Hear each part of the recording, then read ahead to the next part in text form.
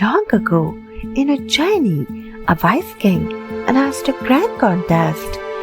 He wanted a statue of the divine to stand at the gates of his temple, a symbol that would last for generations. Two young sculptors were chosen. Both were equally talented and both eager for glory. The king said, "You have 1 year. At the end, I shall see whose statue deserves to guard the temple." The court erupted with excitement. One statue, one chance, and perhaps one lifetime of fame. The first sculptor, Arjun, rushed back to his workshop. Day and night, he carved quickly. With bold strikes, he shaped the stone. In just 4 months, his statue stood tall, smooth, polished, shining in the sun. Crowds gathered. Merchants praised him. "Surely, the king will choose you," they said. Arjun smiled. "Why waste more time? Perfection is already mine." And so, he spent the rest of the year boasting, showing off his work, waiting for the rewards. The other sculptor, Dev, worked differently. He studied the stone for weeks before the first strike.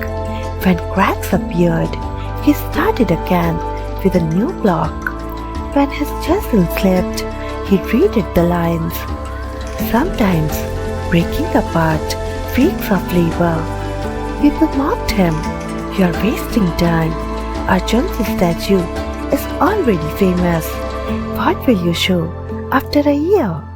But Dev kept silent. Each day, each week, each season, he worked patiently, polishing, chiseling, and shaping. Finally, 1 year passed. On a grand stage, the king stood before the two statues.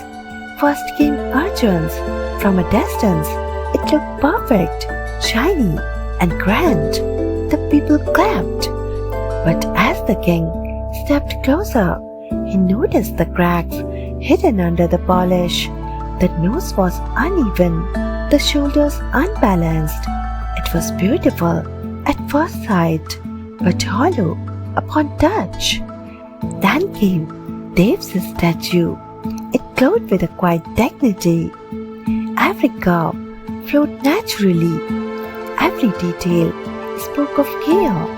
It had depth, weight, and beauty that time itself could not erode.